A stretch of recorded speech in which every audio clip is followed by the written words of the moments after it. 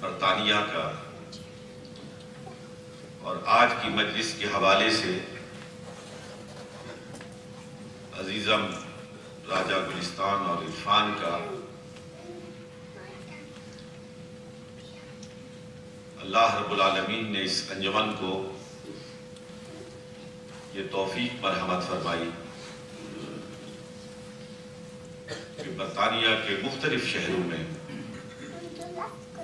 انہوں نے اپنے مرشد گرامی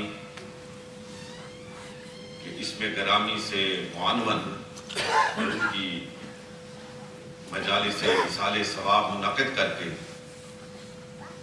اس حوالے سے اللہ اور اللہ کے رسول صلی اللہ علیہ وسلم کے پیغام کے ابلاغ کا اہتمام فرمایا۔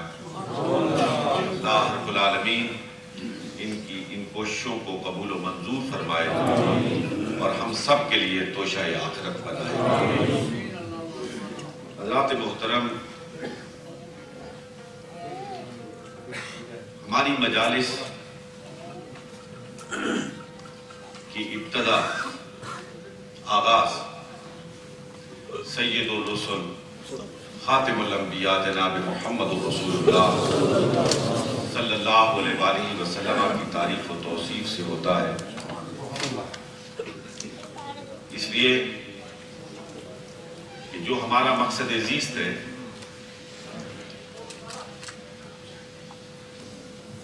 ہماری یہاں دنیا میں آبادی کا جو مقصود و مطلوب ہے اس کی آگاہی مرہون منت ہے سرکار دو جہاں حضرت محمد رسول اللہ صلی اللہ علیہ وسلم کا پیش ہوتا ہے۔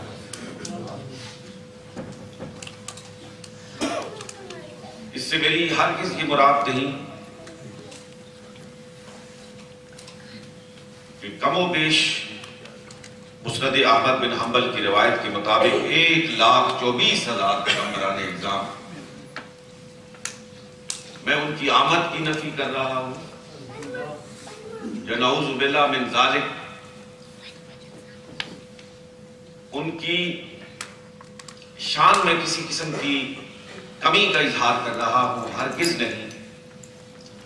لا نفرق بین احد من رسلہ، ہم نفس رسالت میں تمام رسولوں کے اقرار کرنے والے ہیں۔ کسی ایک رسول کا منکر بھی تمام رسولوں کا منکر، جس طرح قرآن کی ایک آیت کا منکر سارے قرآن کا منکر ہوتا ہے، اسی طرح کسی ایک رسول کا منکر جملہ رسولوں کے انکار کے مترادف ہوتا ہے۔ لیکن حضرات محترم، یہ تمام انبیاء، یہ تمام رسولوں کی جماعت کسی آنے والے کی خبر دیتی رہی، کسی آنے والے کے لیے فکر و عمل کی زمین ہموار کرتی رہی، ذہن انسانی ارتقاء کی منزلیں طے کرتا رہا، اور اس کے ساتھ ساتھ اللہ رب العالمین کی طرف سے اس کی ہدایت کا سامان لے کر انبیاء و رسول مبعوث ہوتے رہے، اور بقول احسان دانش مرحوم، آب و گل میں مدتوں آرائشیں ہوتی رہی، آب و گل میں مدتوں آرائشیں ہوتی رہی، تب کہیں ایک آدمی کونین کا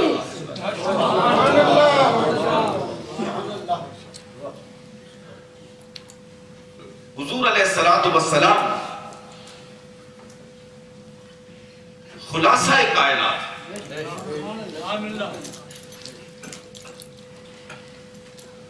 تمام انبیاء کے محاسن، تمام انبیاء کے اوصاف جمع کیے جائیں تو ایک ذات بنتی ہے جس کا نام محمد صلی اللہ علیہ وسلم، اور اس ایک ذات کو کھولا جائے تو پھر 1,24,000 پیغمبر بنتے ہیں۔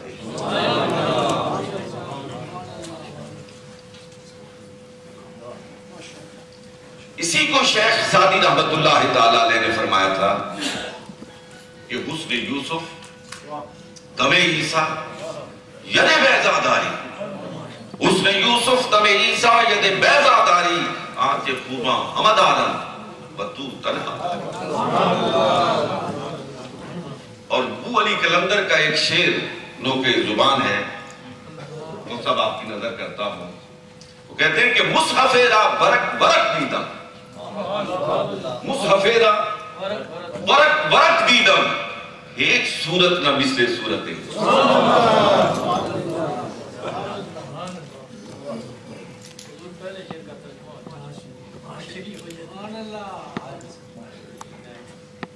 حضرات محترم، حضور علیہ السلام کی یہ تعریف و توصیف ہم کیوں کر رہے ہیں؟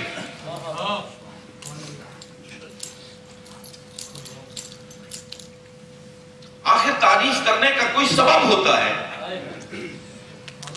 کوئی وجہ ہوتی ہے، اور یہ تعریف و توصیف اور سرکار علیہ السلام کی شان کا اکمال تو صرف وہ نہیں بیان کرتے جو غلامی کا توق گلے میں ڈالے ہوئے ہیں۔ حضرات، کتب تاریخ، کتب سیرت، اور وہ کتب سیرت جو اورینٹلسٹ نے لکھی ہیں، جو مستشرقین نے لکھی ہیں، وہ اس بات پہ شاہد ہیں کہ ان اوصاف اور محاسن حمیدہ کو دیکھ کر صرف اپنوں کی گردنیں نہیں جھکتی، غیر بھی سر جھکائے ہوئے نظر آتے ہیں۔ آپ کا یہاں برطانیہ کا مشہور مستشرق مارگولت، اس کی معروف کتاب ہے جس میں اس نے بہت حرزہ سرائی کی ہے۔ اس نے اپنی کتاب کے اگلے صفحات میں کیا لکھا وہ زیر بحث نہیں، لیکن اس کے دیباچے میں وہ لکھتا ہے کہ محمد رسول اللہ صلی اللہ علیہ وسلم سیرت نگاروں کی فہرست بڑی طویل ہے، بہت لمبی۔ میں نے یہ سیرت کیوں لکھی؟ میں نے محمد رسول اللہ صلی اللہ علیہ وسلم کی زندگی پہ قلم کیوں اٹھایا؟ کہتا ہے صرف اور صرف اس وجہ سے کہ دنیا کے اس عظیم ترین انسان کے سیرت نگاروں کی فہرست میں میرا نام بھی شامل ہو۔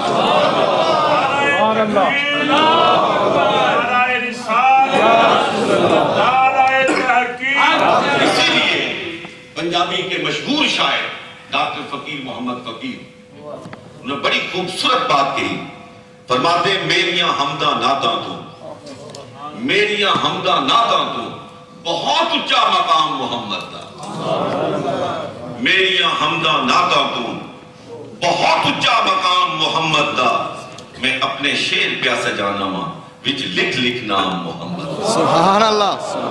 میریاں حمداں نعتاں تو بہت اونچا مقام محمد دا، میں اپنے شعر پیا سجانا ماں وچ لکھ لکھ نام محمد دا۔ حضرات محترم، اس ذات گرامی کو، اس خلاصہ کائنات کو، اس ممدوح کائنات کو اللہ رب العالمین نے ہمارے لیے نمونہ کامل بنایا ہے، ایک رول ماڈل بنایا ہے۔ ہر شخص کو زندگی گزارنے کے لیے کسی پیکر اخلاق کو سامنے رکھنے کی ضرورت ہوتی ہے، کسی ہستی کی ضرورت ہے جس کو دیکھ کر انسان قدم اٹھائے تو قدم زمین پر اٹھے مگر مقام اس کا ملائے اعلیٰ میں ہوگا۔ یہ تمام پیغمبران نظام علیہ السلام اپنی جگہ پر حق، لیکن حضرات محترم ان میں سے کسی کی زندگی کو بھی، یہ جو میرے نوجوان بیٹے اور بھائی بیٹھے ہو یہاں، میں ان سے مخاطب ہونے کی سعادت حاصل کر رہا ہوں کہ اگر میری ان گزارشات پر تھوڑی سی توجہ دے دو تو شاید آپ کو اپنے یونیورسٹی کے ماحول میں جنم لینے والے سوالات کے چند جوابات مل جائیں۔ حضرات محترم، کسی پیغمبر کی زندگی اللہ رب العالمین نے نمونہ کامل نہیں کہا، اور نہ ہی کسی پیغمبر کی زندگی کو پوری نوع انسانی کے لیے رول ماڈل کہا ہے۔ یہ صرف ایک ذات ہے، جناب محمد رسول اللہ صلی اللہ علیہ وسلم، اور کسی اور پیغمبر کی زندگی کو اپنے لیے دو حوالوں سے آپ رول ماڈل بنا ہی نہیں سکتے، اس لیے کہ آپ پڑھے لکھے صاحبان علم و فضل یہاں تشریف فرما ہو، کسی پیغمبر کی زندگی، کسی زندگی کے پورے خال و خط، کسی زندگی کی تمام تر جزیات تو کیا، اس کی زندگی کے موٹے موٹے واقعات بھی پوری طرح محفوظ اور موجود نہیں ہیں۔ آپ عیسائیوں کے ملک میں بستے ہیں، آپ کے اساتذہ میں بے شمار یہ جہاں جو نوجوان تشریف فرما ہے وہ عیسائی ہوں گے۔ آپ مناظرے کے لیے نہیں، افہام و تفہیم کے لیے، سمجھنے کی غرض سے ان کی خدمت میں مؤدبانہ سوال کیجئے آپ یہ بتا سکتے ہیں کہ انجیل مقدس کس زبان میں نازل ہوئی تھی؟ اور کیا آپ پورے چیلنج کے ساتھ یہ کہہ سکتے ہیں کہ ہم نے انجیل مقدس جو اپنے ہاتھوں میں تھامی ہوئی ہے یہ وہی انجیل مقدس ہے جو حضرت عیسیٰ علیہ السلام کو اللہ رب العالمین کی طرف سے عطا ہوئی تھی؟ میں پورے یقین محکم کے ساتھ اور جمعیت خاطر کے ساتھ کہتا ہوں کہ آپ کو جواب نفی میں ملے گا۔ اور جہاں تک حضرت عیسیٰ علیہ السلام کی اپنی حیات مقدسہ کا تعلق ہے، میں حضرت عیسیٰ علیہ السلام کے قدموں سے اٹھنے والی خاک کی بھی تعظیم کرتا ہوں، لیکن یہ مشیت ایسی تھی۔ آپ پوچھ لیجئے اپنے اساتذہ سے کہ سوائے چند جملوں کے اور چند واقعات کے حضرت عیسیٰ علیہ السلام کی کوئی سوانح عمری آپ کے ہاتھوں میں محفوظ اور موجود ہے؟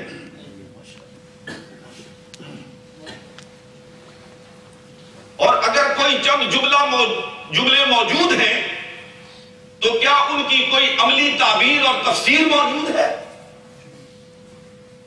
میں اپنی بات کے ابلاغ کے لیے آپ کی خدمت میں ایک بات عرض کرنا چاہتا ہوں۔ حضرت عیسیٰ علیہ السلام کے بارے میں یہ مشہور جملہ آپ نے سماعت فرمایا ہوگا، آپ کا ارشاد گرامی کہ آپ کے دائیں گال پر اگر کوئی تھپڑ مارے تو آپ بائیں گال اس کی خدمت میں پیش کر دیں کہ ادھر بھی ایک مار لو۔ بہت خوبصورت جملہ، آب زر سے لکھنے کے قابل ہے، لیکن میں پورے چیلنج کے ساتھ عیسائی دنیا کی خدمت میں یہ عرض کرنا چاہتا ہوں کہ کوئی بڑے سے بڑا اورینجلسٹ مستشرق، کوئی بڑے سے بڑا حضرت عیسیٰ علیہ السلام سے محبت کرنے والا حضرت عیسیٰ علیہ السلام کی زندگی کا کوئی ایک ایسا واقعہ پیش کر دے کہ کسی نے ان کے ایک طرف تھپڑ مارا ہو، انہوں نے دوسرا گال پیش کر دیا، کر دے۔ میں یہ نہیں کہتا کہ حضرت عیسیٰ علیہ السلام کی زندگی میں ایسا نہیں ہوا ہوگا، میں اس بات پر اصرار نہیں کرتا ہوں، لیکن میں کہتا ہوں ایسا کوئی واقعہ محفوظ اور موجود نہیں ہے، پیش کرنے سے قاصر و عاجز ہے۔ اور دیکھیے آپ میں سے ہر ایک، میں آپ، کوئی عالم دین اور کوئی ان صفوں میں بیٹھنے والا طالبان علم، کوئی پیر کوئی مرید، سب پورے یقین سے کہہ سکتے، اپنوں اور غیروں کے مجمع میں کھڑے ہو کر کہہ سکتے ہیں کہ آؤ میرے نبی کے دروازے پہ آؤ، جو مانگو گے ملے گا۔ سبحان اللہ۔ زندگی کے جس پہلو میں رہنمائی چاہو گے تمہیں عطا ہوگی۔ یہ ہو نہیں سکتا کہ تم میرے نبی کے دروازے پر آؤ، سوالی بن کے آؤ اور تمہارے سوال کا جواب وہاں پہ نہ ملے۔ رہنمائی کے لیے آؤ اور وہاں سے تمہیں رہنمائی میسر نہ آئے۔ ہر ایک کہہ سکتا ہے، اس لیے کہ وہ کھلی کتاب۔ کوئی اس وقت عددی اعتبار سے دنیا کا سب سے بڑا مذہب عیسائیت ہے، سب سے بڑا مذہب عیسائیت ہے، لیکن کسی بڑے سے بڑے عیسائی پادری سے یہ کہیے کہ وہ اپنے چرچ میں کھڑا ہو کر یہ ایک دفعہ اعلان کر دے کہ اے عیسائی دنیا، تم پر لازم ہے کہ تمہارے پیغمبر جناب عیسیٰ علیہ السلام نے جو جو کیا تم اس پہ عمل کرو۔ نہیں کہہ سکتا۔ کیوں نہیں کہہ سکتا؟ اگر کوئی جرأت کر کے یہ کہہ بیٹھے، اگر کوئی جرأت کر کے یہ کہہ بیٹھے اور عیسائی دنیا اس کی بات مان لے اور اس پر عمل پیدا ہو جائے اور جو جو حضرت عیسیٰ نے کیا ہے اور جو نہیں کیا ہے، جو کیا ہے اس پہ عمل کرے، جو نہیں کیا ہے اس سے رک جائے، تو ایک دو نسلوں کے بعد تو انسانی زندگی ہی درم برم ہو کر رہ جائے گی۔ انسانی زندگی کا یہ سفر آگے رواں دواں ہو ہی نہیں سکتا۔ کیوں؟ اس لیے کہ حضرت عیسیٰ علیہ السلام نے تو شادی ہی نہیں کی، تو پھر ساری عیسائی دنیا کو چاہیے کہ وہ شادی نہ کرے، کیونکہ پیغمبر نے شادی نہیں کی۔ پیغمبر اسوہ ہوتا ہے، نمونہ ہوتا ہے، ان کو بھی شادی نہیں کرنی چاہیے، اور یہ شادی نہ کریں تو یہ نسل انسانی اور کتنی بہاریں دیکھے گی، کتنا سفر طے کرے گی۔ لیکن اے محمد الرسول اللہ صلی اللہ علیہ وسلم کے غلام، اے محمد الرسول اللہ صلی اللہ علیہ وسلم کہ انتہائی محبوب امتیوں، میں نے کیوں کہا ہے محبوب امتیوں؟ میں نے سوچ سمجھ کر کہا ہے، میں نے تقریر کی روانی میں یہ نہیں کہا ہے، میں نے جوش خطابت میں یہ نہیں کہا ہے، اس لیے کہ حضور کو اس کائنات میں سب سے زیادہ جو محبوب تھا وہ اپنا امتی تھا۔ حضور کی ولادت ہوئی تو اس امت کی فکر لاحق ہوئی۔ حضور اس دنیا سے جا رہے ہیں تو اس امت کی فکر کے ساتھ جا رہے ہیں، اور حضور کا حشر میں جب رب ذوالجلال کے سامنے اپنی گاڑی مبارک کے دائیں بالوں کو پکڑ کر آسمان کی طرف دیکھیں گے تو اس وقت بھی اس امت کی معافی کے خواستگار ہوں گے۔ آپ حضور کو بہت محبوب ہیں، حضور آپ سے بہت محبت کرتے ہیں، حضور آپ کو بہت چاہتے ہیں، بہت پیار کرتے ہیں، اس لیے حضور آپ کو، مجھے، ہم کو نارے جہنم میں دیکھنا نہیں چاہتے۔ حضور علیہ السلام ہمیں اس دہتی ہوئی آگ میں جاتے ہوئے نہیں دیکھنا چاہتے۔ حضور علیہ السلام ہمیں اللہ کی ناراضگی کا سبب بنتا ہوا نہیں دیکھنا چاہتے ہیں۔ حضور یہ چاہتے ہیں کہ میرا امتی ہر وہ عمل کرے جس سے اس کا رب راضی ہو۔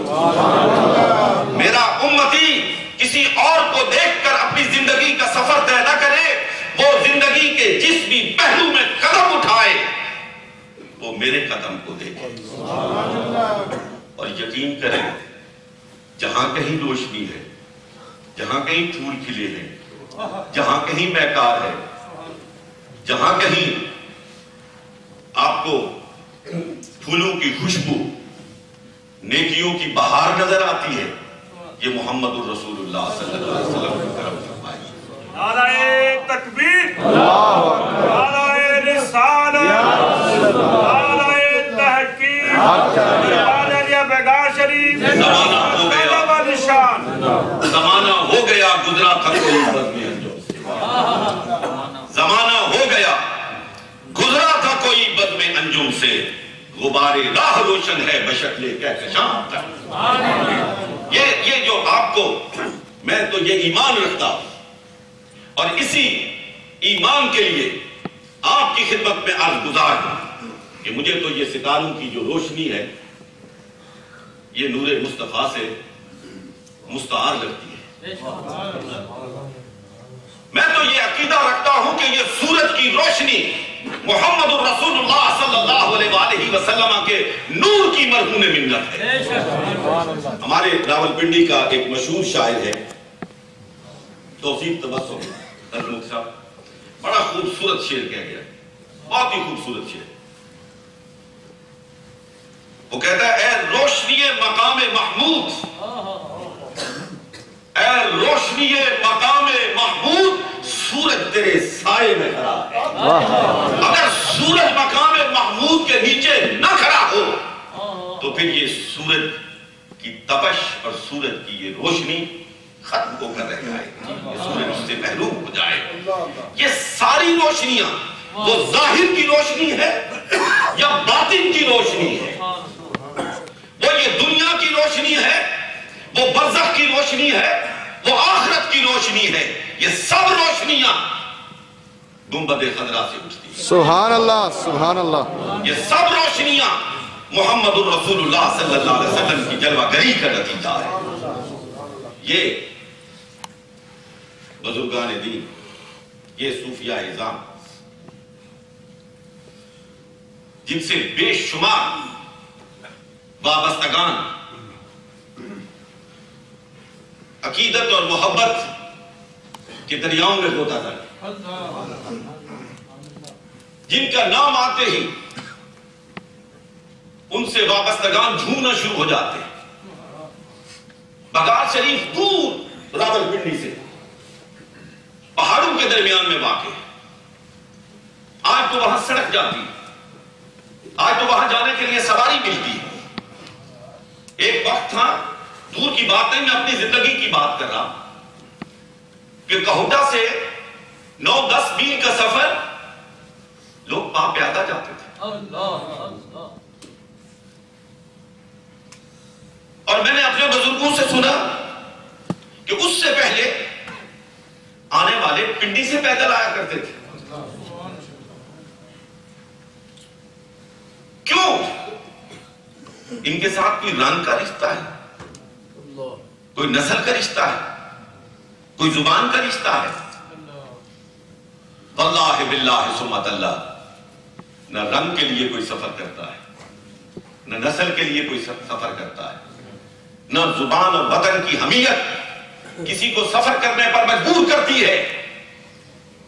یہ صرف سفر ہے اس بات کا کہ وہ دور پہاڑ میں بیٹھے ہوئے ایک شخص سے محمد الرسول اللہ صلی اللہ علیہ وسلم کے نور کی کرن نکل رہی ہے۔ سبحان اللہ، سبحان وہاں اللہ۔ سے خلق مصطفیٰ کی خوشبو آ رہی ہے۔ لوگ کہتے ہیں نا کہ مرشد کیوں تلاش کرتے ہو، مرشد کے پاس کیوں جاتے ہو، مرشد کی ضرورت کیوں ہے؟ میں آسان لفظوں میں آپ کی خدمت میں عرض کرنا چاہتا ہوں،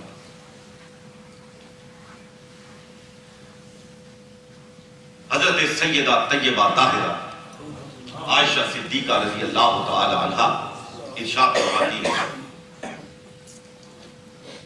کہ حضور سرور کون و مکان جناب محمد الرسول اللہ صلی اللہ علیہ وسلم جب آدھی رات سر سجدے میں رکھ کر تسبیح و تحلیل فرماتے تھے تو آپ کے سینہ اقدس سے ایسی آواز آتی تھی جیسے ہنڈیا ابل رہی ہے، جیسے ہنڈیا ابلتی ہے اور اس میں سے سانس سانس کی آواز آتی ہے۔ سرکار جس وقت تسبیح و تحلیل کی گرمی سے سرشار ہوتے تھے تو آپ کے سینہ اقدس سے ہنڈیا کے ابلنے کی آواز آتی تھی۔ یہ بخاری کی روایت ہے، لیکن میں پوچھنا چاہتا ہوں آپ سے کہ یہ روایت تو آپ کو بخاری میں مل سکتی ہے، جو بھی بخاری شریف کو کھولے گا اس روایت کو ڈھونڈے گا، ڈھونڈنے میں کامیاب ہو جائے گا، لیکن اگر وہ یہ سننا چاہے کہ وہ ہنڈیا کے ابلنے کی آواز کیسی ہوا کرتی تھی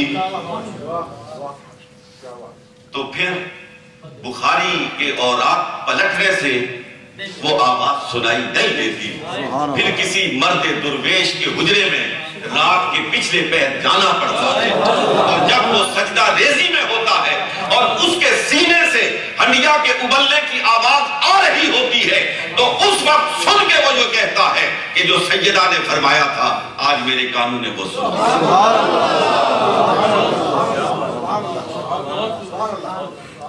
مرشد دیکھیں نا، ابھی حضرت مفتی صاحب نے خطاب فرمایا، دل کے دریچے کھول کے رکھ دیے۔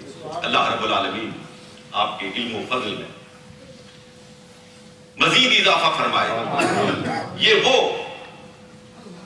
ہمارے سرمایہ افتخار لوگ ہیں جو واقعتاً دل کی اجڑی بستیوں کو آباد کرنے والے۔ اللہ رب العالمین ان کی عمر میں اضافہ فرمائے اور یہ اسی طرح دلوں میں خوشبو محمد مصطفیٰ پھیلا سکے۔ کیا عرض کر رہا تھا؟ سبحان اللہ۔ کچھ نہیں بتا۔ حضرت عائشہ صدیقہ رضی اللہ تعالیٰ۔ نعرہ تکبیر، نعرہ رسالت، چلتے چلتے ایک جملہ کہوں.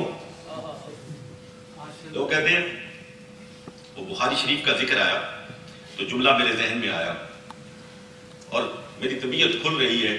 اس کی کچھ وجوہات ہیں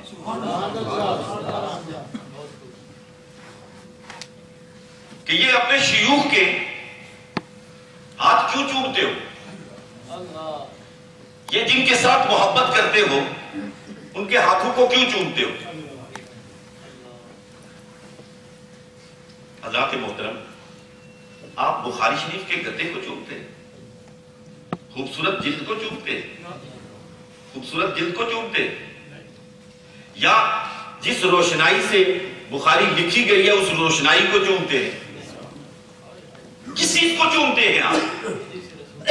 نطق مصطفیٰ کو چومتے ہیں سبحان اللہ، کہ اس میں محمد الرسول اللہ کے بول ہیں، اس میں محمد الرسول اللہ صلی اللہ علیہ وسلم کی گفتار ہے. آپ صلی اللہ علیہ وسلم کی گفتار کے بوسے لیتے ہیں. تو جس کتاب کے اندر گفتار مصطفیٰ ہو اس کو چومنا جائز ہے، اور جس سینہ اقدس میں حب مصطفیٰ ہو اس کو چومنا ناجائز ہے. وہاں بھی ہم گفتار مصطفیٰ کو چومتے ہیں اور یہاں بھی ہم حب مصطفیٰ کو چومتے ہیں.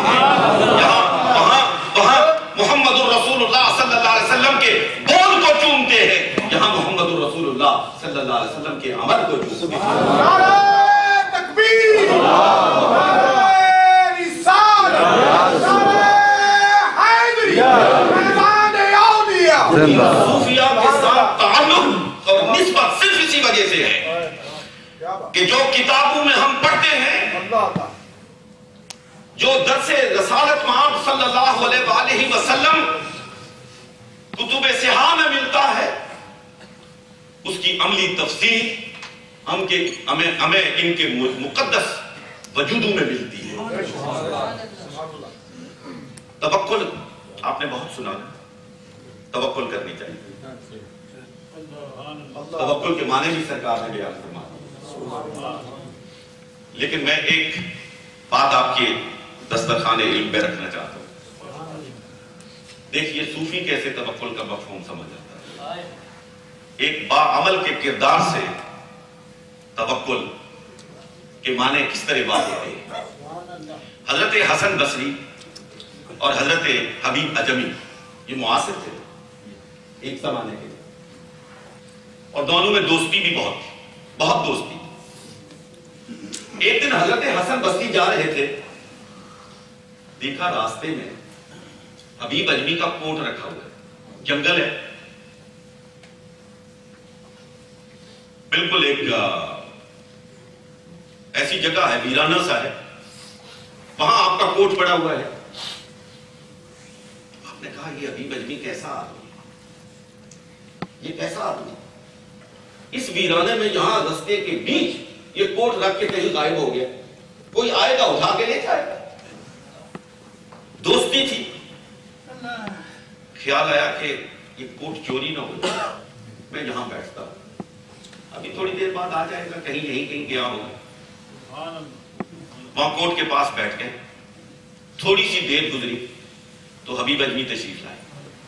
ان کو دیکھتے ہی حضرت حسن بصری نے کہا حبیب کیسے آدمی، یہ یہاں کوٹ کس کے سہارے پہ چھوڑ کے گئے تھے، اس کوٹ کو کس کے سہارے پہ چھوڑ کے گئے تھے؟ حبیب اجمی نے برجستہ کہا اسی کے سہارے پر جس نے تجھے اس کی حفاظت کے لیے یہاں لایا. اللہ اکبر، اسی کے سہارے پہ گیا. حضرات محترم، صوفیہ کی یہ زندگیاں حضور علیہ السلام کے فرمان کی عملی تفسیریں ہیں. ان کے ایک ایک عمل سے آپ کو معلوم ہے، نہیں ہے تو یقیناً ہونا چاہیے، اپنی تاریخ سے واقف ہونا چاہیے، اپنے اسلاف کی زندگیوں سے واقف ہونا چاہیے. آپ یہاں شیکسپیئر کو ضرور پڑھیے، لیکن جنید بغدادی کو بھی پڑھیے، بایزید بستامی کو بھی پڑھیے، شیخ اجمیری کو بھی پڑھیے، جدید الکسانی کو بھی پڑھیے، ضرور پڑھیے. افسانہ بھی پڑھیے. لیکن سیرت مصطفیٰ بھی پڑھیے، سبحان اللہ سبحان اللہ. ناول بھی پڑھ لیجئے، دلچسپی کا سامان ہوتا ہے، پڑھ لیجئے، لیکن اپنے محبوب آقا علیہ الصلوۃ والسلام کے محبوب صحابہ کی زندگیوں کو بھی پڑھیے. ناول سے، افسانے سے، اس سے آپ کے ادب کو چاشنی ملے، لیکن آپ سیرت مصطفیٰ پڑھیں گے، جس وقت آپ سیرت صحابہ پڑھیں گے تو آپ کے دل کو چاشنی ملے گی، سبحان اللہ. دل کو چاشنی ملے گی. پڑھ کے دیکھیے. میں ایک بات عام طور پر کہتا ہوں، اپنی یونیورسٹی کے طلبہ سے کہتا ہوں کہ یار آپ قرآن کو پڑھو، آپ محمد رسول اللہ کی سیرت کو پڑھو، غور سے پڑھو، جھک کے پڑھو. صرف وہ واقعات تمہارے قلب و جگر کو نہیں گرمائیں گے، تمہارے مشام جان کو بھی معطر کریں گے. خدا کی قسم قرآن کے لفظوں سے خوشبو آتی ہے. محمد رسول اللہ کی سیرت پڑھیے، صرف سیرت پڑھیے اور جھومیے نہیں، ذرا اپنے مشام جان کو سیرت طیبہ کے الفاظ کے قریب لے کے جائیے. آپ کو معلوم ہوگا کہ آپ کا اندر اور باہر باغ باغ ہو گیا. سبحان اللہ سبحان اللہ. بے شک. حضرات محترم، ابھی حضرت مفتی صاحب نے ارشاد فرمایا کہ کبر انسان کی شخصیت کو کھا جاتا ہے. میں اپنی بات آگے لے جانے سے پہلے آپ کی خدمت میں یہ عرض کرنا چاہتا ہوں، انہی کی بات کو آگے بڑھاتے ہوئے کہ یہ انسان جو ہے اس کو رب العالمین نے اپنی صفات کا مظہر بنایا ہے. انسان بولتا ہے، رب کا بھی کلام ہے. انسان دیکھتا ہے، رب بھی دیکھتا ہے. اس کا دیکھنا لامحدود ہے، اس کا دیکھنا محدود ہے. وہ بھی سنتا ہے، یہ بھی سنتا ہے. اس کا سننا لامحدود ہے، اس کا سننا محدود ہے. لیکن اللہ رب العالمین نے اپنی صفات کی ایک جھلک بندے کے اندر رکھی. کیا بات ہے.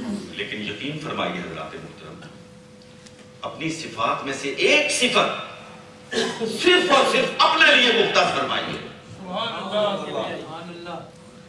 اور وہ صفت کبر کی صفت، بڑائی کی صفت ہے.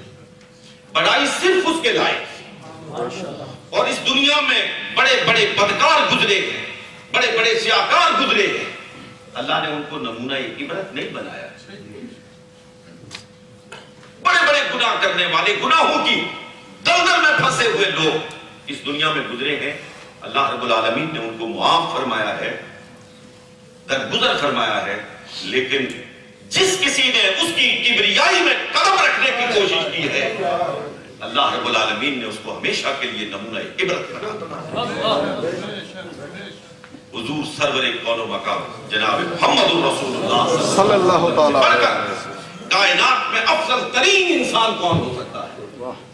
اور ابھی حضرت مفتی صاحب نے اس کا نقشہ کھینچ کے رکھ دیا تھا، آپ کے عجز کا اور آپ کے انکسار کا. اور مجھے یاد آ رہا تھا حضور علیہ الصلوۃ والسلام کی سیرت طیبہ کا وہ پورا نقشہ کہ ہجرت کی رات ہے، رات کی تاریکی ہے، ہو کا عالم ہے، اور مکے کے دو مسافر مکے سے روانہ ہو رہے ہیں. حضور سید الرسل خاتم الانبیاء جناب محمد رسول اللہ صلی اللہ علیہ وسلم اور آپ کے سفر کے ساتھی، حضر کے ساتھی، قبر کے ساتھی جناب سیدنا صدیق اکبر رضی اللہ تعالی عنہ دو تھے. لیکن ایک مختصر ترین مدت پہ دنیا کا عظیم ترین انقلاب برپا کر کے جب مکہ کی پہاڑیوں سے اتر رہے ہیں تو جہاں سے کبھی سمیہ کی چیخوں کی آوازیں آیا کرتی، اللہ اکبر، جہاں کبھی بلال اور یاسر کو تڑپایا جاتا تھا اور ان کی آہو پکار کی صدائے بازگشت سنائی دیا کرتی تھی، وہاں اللہ اکبر کے نعرے لگ رہے ہیں. اور اس کیفیت میں سید الرسل خاتم الانبیاء جناب محمد الرسول اللہ صلی اللہ علیہ وسلم کی گردن جھک رہی ہے، گردن جھک رہی ہے، جھک رہی ہے، جھک رہی ہے۔ اور سیرت نگار لکھتے ہیں کہ جھکتے جھکتے سرکار کی گردن اتنی جھک جاتی ہے کہ اونٹنی کے کجاوے سے مس کر رہی ہے، کجاوے سے مس کر رہی ہے۔ میرے انتہائی قابل احترام لائق سب عزت و احترام سامعین کرام اور خاص طور پر میرے نوجوان بیٹوں، آپ پر اس ملک میں رہتے ہوئے بہت بڑی ذمہ داری عائد ہوتی ہے، بہت بڑی ذمہ داری عائد ہوتی ہے۔ آپ یہاں محمد الرسول اللہ صلی اللہ علیہ وسلم کے غلام کی حیثیت سے سفیر اسلام کی حیثیت رکھتے ہیں۔ آپ کو دیکھ کر لوگ اسلام سے متاثر بھی ہوتے ہیں، آپ کو دیکھ کر، مجھے دیکھ کر لوگ اسلام سے متنفر بھی ہوتے ہیں۔ اگر ہماری کسی خوبی کو دیکھتے ہیں تو شان مصطفی کے سامنے ان کی گردنیں جھکتی ہیں، اور سوچو تو صحیح کہ ہماری غلط کاری کی وجہ سے جب ان کی انگلی اٹھتی ہے تو پھر وہ ہماری طرف نہیں اٹھتی، وہ گنبد خضرا کی طرف۔ اللہ اکبر، بے شک۔ اس لیے اس ملک میں رہتے ہوئے نوجوانوں، میرے تمام سامعین کرام، میں اپنے آپ سے مخاطب ہوں، میں آپ سے مخاطب ہوں، ہم سب کو چاہیے کہ ہر وہ کام کریں جس سے اللہ راضی، جس سے اللہ کا رسول راضی، آمین۔ ہر اس کام سے باز رہیں جس سے اللہ ناراض، جس سے اللہ کا رسول ناراض۔ ما آتاکم الرسول فخذوہ وما نہاکم عنہ فانتہوا، جو رسول دے اسے لے لو، اور جس سے روکے اس سے رک جاؤ۔ مت سوچو کہ یہ عقل کے پیمانے پر اترتا ہے یا نہیں اترتا ہے۔ جب اللہ کا اور اللہ کے رسول کا حکم مل جائے نا تو پھر وہاں عقل و خرد کے گھوڑے دوڑائے نہیں جائے۔ اللہ اکبر، واہ۔ میں بات کو مختصر کرتا ہوں، حضرت مفتی صاحب موجود ہیں، اس لیے ایک بات آپ کی خدمت میں عرض کرنا چاہتا ہوں، تائید بھی ہو سکتی ہے، اصلاح بھی ہو سکتی ہے۔ جس وقت سید الرسل خاتم الانبیاء جناب محمد الرسول اللہ صلی اللہ علیہ وسلم معراج شریف پر تشریف لے گئے تھے اور واپس تشریف لائے تھے، اور حرم مکی میں بیٹھ کر سارے واقعے کو بیان کیا، تو اس واقعے کے تمام جزیات کو سننے کے بعد وہاں موجود ابو جہل نے سوچا کہ آج مسلمانوں کو گمراہ کرنے کا بہت اچھا موقع ہے، اور کیوں نہ سب سے پہلے اس شخص کو تلاش کیا جائے جو سب سے زیادہ محمد الرسول اللہ کے قریب ہے۔ یہ حضرت سیدنا صدیق اکبر وہ ذات ہے جس کو ہم ہی محمد الرسول اللہ کے سب سے زیادہ قریب نہیں سمجھتے، ان کو ابو جہل بھی حضور پر سب سے زیادہ قریب سمجھتا ہے۔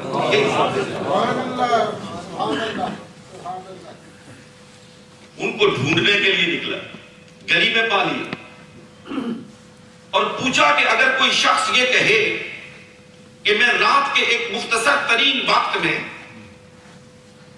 مکے سے بیت المقدس گیا، بیت المقدس سے فضا کو نیچے چھوڑا، ہوا کو نیچے چھوڑا، پہلے دوسرے تیسرے چوتھے پانچویں چھٹے ساتویں آسمان کو نیچے چھوڑا، سدرۃ المنتہا کی بلندیوں کو نیچے چھوڑا، عرش خلا کو نیچے چھوڑا، اور کبھی گیا کبھی آیا، کبھی گیا کبھی آیا، اور پھر واپس آ گیا، اور زمین پر پہنچا تو جو پانی استعمال کیا تھا وہ چل رہا تھا، جو کنڈی کھولی تھی وہ ہل رہی تھی، بستر سے اٹھا وہ گرم تھا۔ سبحان اللہ۔ کیا یہ ماننے کے لائق ہے؟ عقل اس کو قبول نہیں کرتی۔ اگر قبول نہیں کرتی تو پھر سنو، غور سے سنو کہ میں ابھی حرم مکی سے اٹھ کے آیا ہوں، جس کو تم اپنا پیغمبر کہتے ہو، وہ صحن حرم میں بیٹھا ہوا یہی سنا رہا ہے. میں ایک بات کہنا چاہتا ہوں یہاں پہ حضرات محترم، یہ کہنے والا کون؟ کافر، کافروں کا کافر، سب سے بڑا کافر ابو جہل. آپ نے حضرت صدیق اکبر نے یہ نہیں سوچا یہ جھوٹ بھی بول سکتا ہے، جھوٹ بھی بول سکتا ہے، مجھے بہکا بھی سکتا ہے، لیکن چونکہ بات تھی نا فضیلت مصطفیٰ کی، بات تھی عظمت مصطفیٰ کی، تو جناب سیدنا صدیق اکبر رضی اللہ تعالی عنہ نے فرمایا آمنا وصدقنا، میں ایمان بھی لاتا ہوں اور تصدیق بھی کرتا ہوں. سبحان اللہ. آپ کہہ رہے ہیں، سب کہہ رہے ہیں. اس کو اقبال نے کہا تھا کہ سبق ملا ہے یہ پیر رومی سے مجھے، واہ. سبق ملا ہے یہ پیر رومی سے مجھے، عقل قربان کن بپیش مصطفیٰ. سبحان اللہ. کہ پیر رومی نے مجھے یہ سبق پڑھایا ہے کہ عقل کو تحریر مصطفیٰ صلی اللہ علیہ وسلم پہ قربان کر دو. اس لیے کہ حضور علیہ السلام کے ساتھ جو وابستگی ہے نا وہ عقل کی بنیاد پہ نہیں ہے، وہ عشق کی بنیاد پہ ہے. سبحان اللہ. عقل عیار ہے، سو بیس بدل لیتی ہے، عشق بیچارہ نہ ملا ہے نہ زاہد کا حکیم. نعرہ تکبیر، نعرہ رسالت، نعرہ تحقیق، نعرہ حیدری، باپدادا والی شان. زندہ باد. ایک واقعہ آپ کی خدمت میں پیش کرنے لگا تھا، پھر دوسری طرف چل دیے اور وہ میں بھول ہی گیا. میں آپ سے یہ پوچھ رہا تھا اس وقت کہ حضرت جنید بغدادی اور شیخ سری السقطی واہ. رحمت اللہ تعالی علیہ کے درمیان رشتہ کیا تھا؟ یہ حضرت شیخ سری السقطی رحمت اللہ علیہ ماموں تھے اور حضرت جنید بغدادی ان کے بھانجے تھے. میں یہ اس بات کے ابلاغ کے لیے عرض کر رہا ہوں کہ سرکار علیہ السلام کے ارشادات کے مفاہیم کو سمجھنے کے لیے کسی درے کامل پہ جانا پڑتا ہے. کئی مرتبہ حضرت شیخ سری السقطی رحمت اللہ علیہ نے جنید بغدادی سے کہا کہ بھانجے واز کیا کر، اور ہر مرتبہ آپ کہتے مامو جان واز کی طرف دل راغب ہے، آپ واز فرمائیں. ایک رات تھی، وہ رات بھی کیا رات تھی، وہ راتوں کی تاجدار رات تھی کہ حضور علیہ السلام حضرت جنید بغدادی کے خواب میں تشریف لائے. کیا کیفیت ہوئی ہوگی جنید بغدادی کی جب چہرہ بدوحا کو دیکھا، جب لیل کی زلفوں کو لہراتا ہوا دیکھا ہوگا. اور حضور سرور کون و مکان جناب محمد رسول اللہ صلی اللہ علیہ وسلم نے ارشاد فرمایا کہ جنید واز کیا کر، واز کیا کر. اب صبح ہوئی، الصبح نماز فجر کے فوراً بعد حضرت جنید بغدادی نے اپنے ماموں کے گھر کا دروازہ کھٹکھٹایا. اب میں اس پہ کوئی تبصرہ نہیں کر سکتا، اس پہ تبصرہ تو مولانا ہی کر سکتے. سرائکی میں کریں تو دل و دماغ کے زاویوں کو کھول کے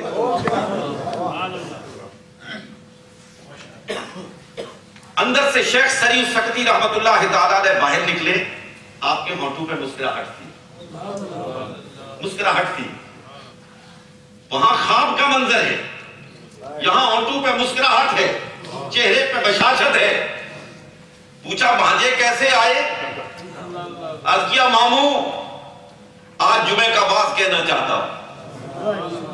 آپ نے فرمایا ہم نے ہر مرتبہ کہا تم نے انکار کیا، آج بھی انکار کر کے دیکھو.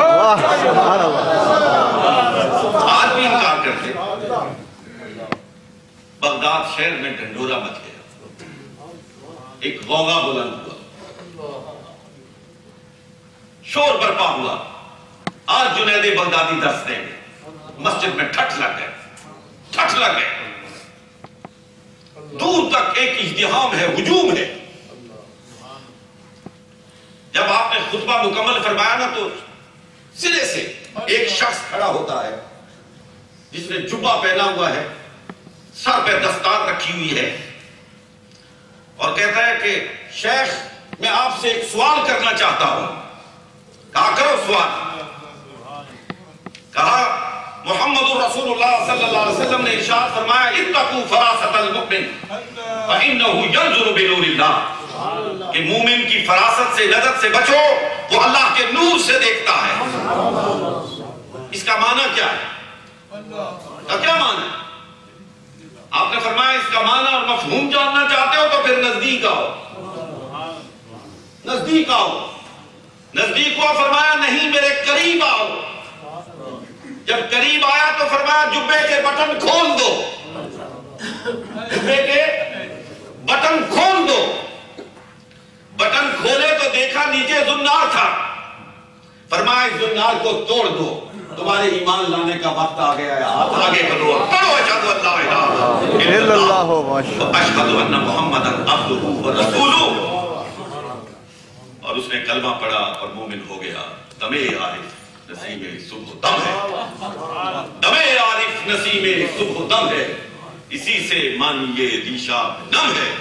اگر کوئی شعیب آئے میسر، اگر کوئی شعیب آئے میسر، شبانی سے کلیمی 2 قدم ہے۔ وآخر دعوانا ان الحمد للہ رب العالمین۔